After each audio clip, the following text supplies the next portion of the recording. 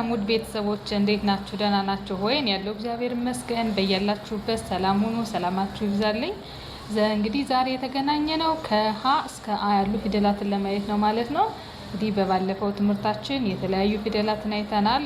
ዛሬ ደግሞ ያላየናቸውን ከብዙሃኑ ሀ እስከ አ ያሉ ፊደላትን አቆጣጠር በደንብ እናያለን። እስከ ምልክቶቹ እስከ ቅጥያቸው ድረስ በየት በኩል እንዳለ ቅጥያቸው፣ ቀለበት ፊደሎች፣ ዲቃላ ሆሄያት እንዴት ናቸው የሚለውን አብረን እናያለን። አብራችን ቆዩ። እንዲሁም ሁልጊዜ እንደምንለው በውስጥ መስመር የበለጠ በደንብ መማማር እንፈልጋለን፣ በደንብ ማጥናት እንፈልጋለን በየቀኑ የምትሉ ካላችሁ ደግሞ ከስር በምናስቀምጠው ስልክ ደውሉ። በሳምንት ለ5 ቀን እናስተምራለን፣ ለ1 ሰዓት ማለት ነው። ያው ከሰኞ እስከ ዓርብ የማይመቻችሁም ካላችሁ ቅዳሜና እሁድ እያመቻቸ የምናስተምር ይሆናል። ደውሉ። እሺ አሁን ወደ ትምህርታችን መሄድ እንችላለን። ከብዙሃኗ ሀ እንጀምራለን ማለት ነው። እንግዲህ የመጀመሪያዋ ምናያት ፊደል ማናት? ብዙሃኗ ሀ ነች። እነዚህ ብዙሃኗ ሀ እና የብዙሃኗ ሀ ቤተሰብ ናቸው። እንግዲህ በባለፈው ትምህርታችን ምን አይተናል? ሀሌታዋና ሀመርኋን አይተናል ማለት ነው። እቺ ደግሞ ሶስተኛዋ ሀ ናት። ብዙሃኗ ሀ እንላታለን። ስለዚህ እችን እናያለን ማለት ነው። እሺ አብረን ቆጥር። የመጀመሪያዋ እንደምታዩት ሀ ነች። ሀ አብራችሁ ቁጠሩ። እሺ ሀ። ከዛ ሁለተኛዋ ሁ ነች። ሁ ቅጥያ ያላት እንደምታዩት ጎኗ ጋር ሁ። ከዛ ሶስተኛ ፊደል ማነች? ሂ።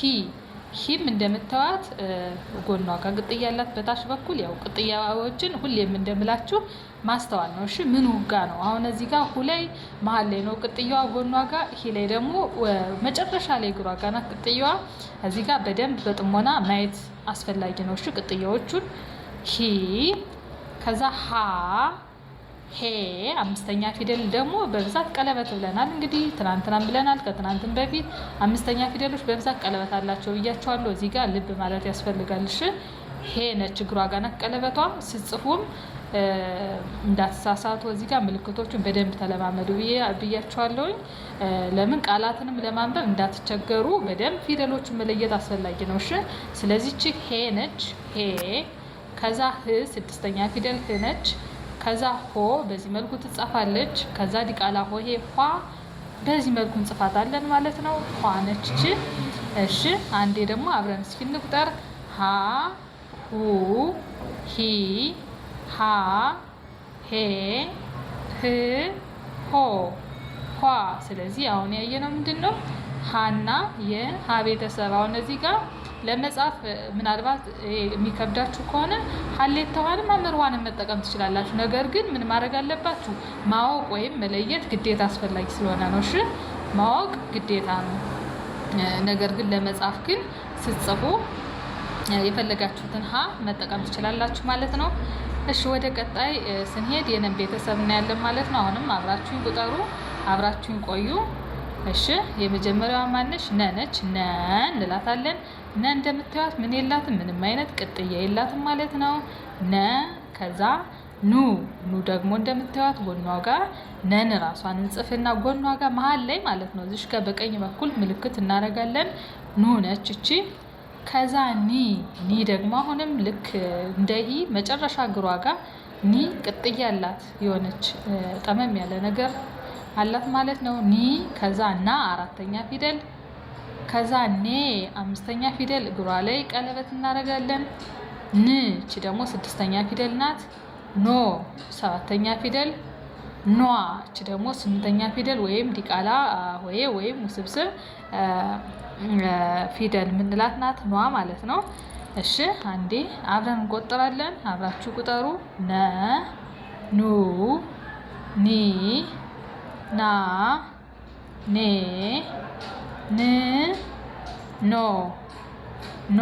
በጣም አሪፍ። እሺ እንግዲህ ኗን በምንድን ነው የጻፍናት? ናን ወስደን ነው በብዛት እንግዲህ ዲቃላ ሆሄ ስጽፉ ትናንትና እንዳልኳችሁ 4ኛ ፊደል ወስዳችሁ እግሯ ጋር እንደዚህ አይነት ቅጥያ ስታረጉ 8ኛ ፊደል ኗን ይሰጣችኋል ማለት ነው። እሺ ወደኛ ቤተሰብ እንሄዳለን። እሺ ይሄ ደግሞ ኘ እንደምታዩት የመጀመሪያ ፊደል በዚህ መልኩ ይጻፋል። ኘ።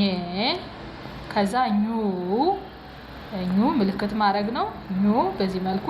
እዚህ ጋር ግን በነገራችን ላይ ነን በደንብ መጻፍ ከቻላችሁ እኛ አያስቸግራችሁም። እሺ አዲስ ተማሪዎች ማለት መጻፍ የምትችሉ ችግር የለውም። ግን አዲስ ጀማሪ ተማሪዎች ካላችሁ ነን በደንብ ተለማመዱ። እሺ ነን በደንብ ከጻፋችሁት እኛ አይከብድም። ለምን ነን ጽፋችሁ እኛን ለመጻፍ ከላይ ምን ማድረግ ነው? ምልክት ማድረግ ነው ማለት ነው። ልክ ትናንትና እንዳልኳችሁ እንደ ተና እንደ ቸ ማለት ነው። ቤተሰብ ይሄን በተመሳሳይ ነን ጻፋችሁ ከራሷ ላይ ምን ማድረግ ነው? የሆነች ምልክት ማድረግ ነው ማለት ነው። ስለዚህ ነን ጻፋችሁ እኛም መጻፍ ቀላል ነው ማለት ነው። ስለዚህ ማን ላይ ደርሰናል? ኙ ብለናል። ኙ በዚህ መልኩ ይጻፋል። ከዛ ኝ ደግሞ ልክ እንደ ኒ ማለት ነው። ልዩነቱ ከላይ ብቻ ምልክት ማድረግ ነው። ከዛ እኛም በተመሳሳይ ናን ትጽፋላችሁ ልክ እንደና። ከዛ ልዩነቷ ምንድነው? ራሷ ላይ ወይም እዚህ ቁንጫዋ ላይ ምንድነው? እቺ ምልክት ማድረግ ነው ማለት ነው። ኛ ከዛ ኘም በተመሳሳይ ቀለበት ፊደል። ከዛ ኝ በዚህ መልኩ ይጻፋል። ኝም ለመጻፍ ምንድነው? ንን ትጽፋላችሁ። መጀመሪያ ንን ከጻፋችሁ በኋላ ከላይ አናቷ ላይ ምልክት ስናደርግ ኝ ትሆናለች ማለት ነው። ከዛ ኞም በተመሳሳይ ኖን ትጽፋላችሁ። ከዛ ከላይ ምልክት ስታረጉ ምን ይሆናል? ኞ የሚል ፊደል ይሰጠናል ማለት ነው። ከዛ ኗ ይሆናል። ኗ ደግሞ አሁንም ኗን ጽፈን ከላይ ምልክት ማድረግ ነው ማለት ነው። ኗ ይሆናል ማለት ነው። አንዴ አብረን እንቁጠር። ኘ ኙ ኚ ኛ ኘ ኚ ኞ ኟ። በጣም ጥሩ። እንግዲህ የኛን ቤተሰብ አይተናል።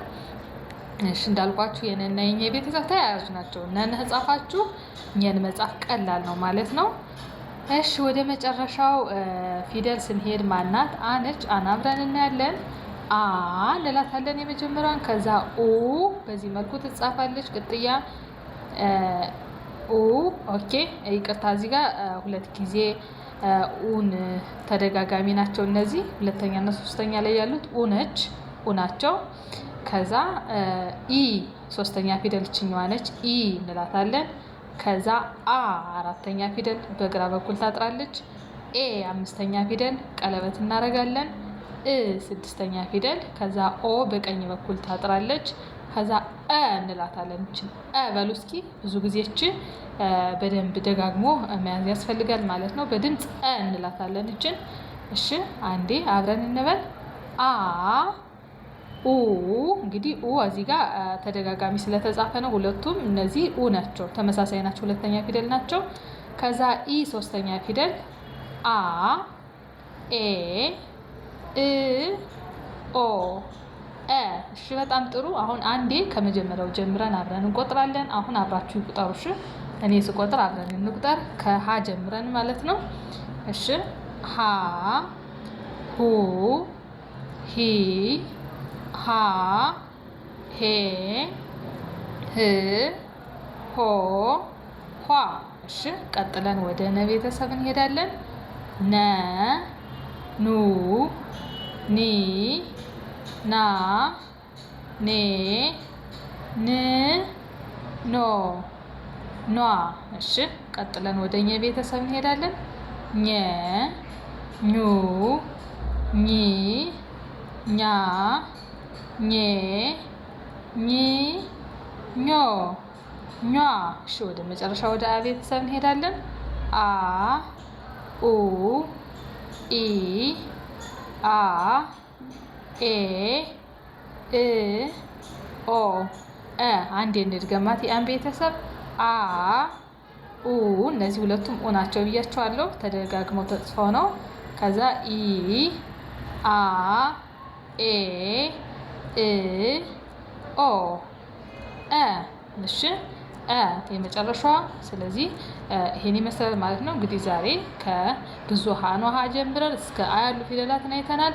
ለመከለስ ያክል እስኪ ትንሽ 1 ደቂቃ እንከልሳቸው። አሁን እዚህ ጋር ምንድነው ብዙሃን ውሃ ነች ብያቸዋለሁ። ይሄ ብዙሃን ውሃ ሶስተኛ ሀናት ሀሌት ውሃን አይተናል ከትናንት በፊት። ሀመር ውሃንም አይተናል። እቺ ደግሞ ሶስተኛው ሀናት፣ ግን ያው ማወቅ ስለሚያስፈልግ በደንብ ለይታችሁ ቋት ማለት ነው። ከዛ ቀጥለን ነን አይተናል። ዛሬ ነን በደንብ እየጻፋችሁ ተለማመዱ። ነን እና ኘ ተመሳሳይ ነው። ልዩነቱ ነን መጻፍ ከቻላችሁ ነን ትጽፋላችሁ። ኘን ስትጽፉ አናቷ ላይ ምልክት ማድረግ ብቻ ነው። እሺ ቀላል ነው። ስለዚህ በዚህ መልኩ ትጽፋላችሁ። አሁን በተመሳሳይ አይከብድም፣ ቀለል ያለ ነው። በዚህ መልኩ ይጻፋል ማለት ነው። ከዛ በድምጽ በደንብ መደጋገም፣ ደብተር ላይ በደንብ መጻፍ። ከዛ በኋላ አማርኛ ትምህርት ለእናንተ በጣም ቀላል ይሆናል። ህልማችሁን የማንበብ የመጻፍ ህልማችሁን ማሳካት ትችላላችሁ ማለት ነው። ከኛ ጋር አብራችሁ ከተማማራችሁ እኔ የምላችሁን የምታረጉ ከሆነ በቃ መበርታት ነው። ተስፋ መቁረጥ አያስፈልግም። በደንብ እነዚህን አንብቡ። ምናልባት የሚስተካከል ነገር ካለ እንደዚህ ቢሆን የምትሉት ነገር ካለ ደግሞ ኮሜንት ላይ ጻፉልኝ። በደንብ እነዚህን ደብተር ላይ አደራ። ዛሬ ልክ ስለቀው በደንብ ደብተር ላይ እየጻፋችሁ ልክ እንደ ቤት ስራ ማለት ነው ቁጠሩት፣ አንብቡ በደንብ። የዛሬን ትምህርታችን ጨርሳችሁ ከዛ ለነገ ደግሞ ጉጉት ያድርባችኋል ማለት ነው። የዛሬው ከገባችሁ ነገ ደግሞ ለመማር ዝግጁ ትሆናላችሁ። ስለዚህ አንብቡ፣ ተለማመዱ በደንብ።